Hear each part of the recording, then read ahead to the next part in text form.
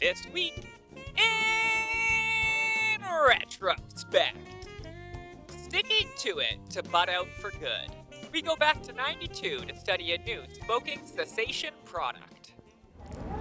The nicotine is on the back and it's absorbed into the bloodstream.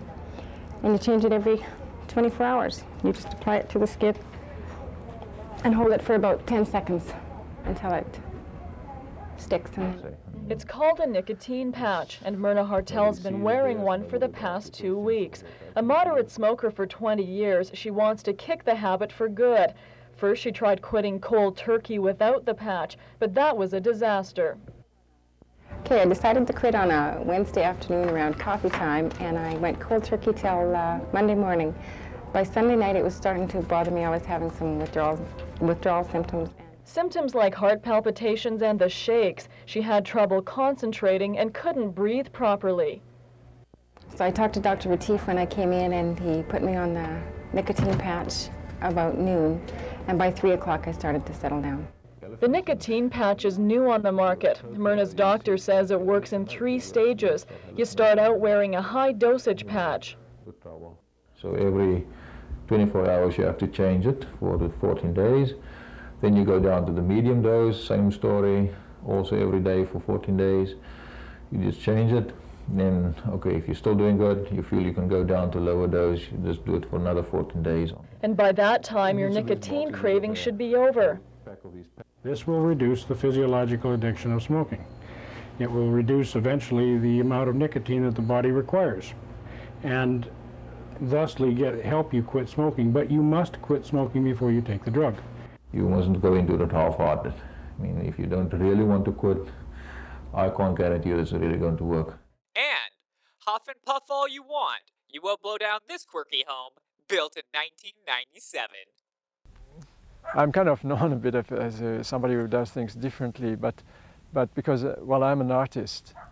Pierre Bataillard's latest project is both a work of art and an updated piece of history. He's building a straw bale house near Bonnyville. It's interesting to go to something that's more organic, and this way there's a chance to get away from all the plastic and all this kind of, chemical-loaded building materials.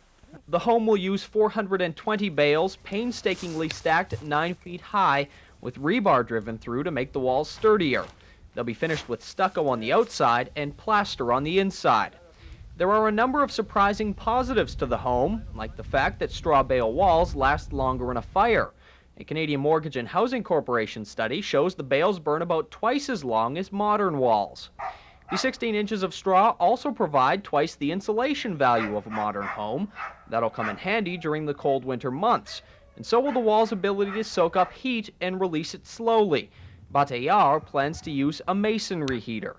It's like a fireplace, completely enclosed, and the heat is stored within the walls, and it releases it slowly.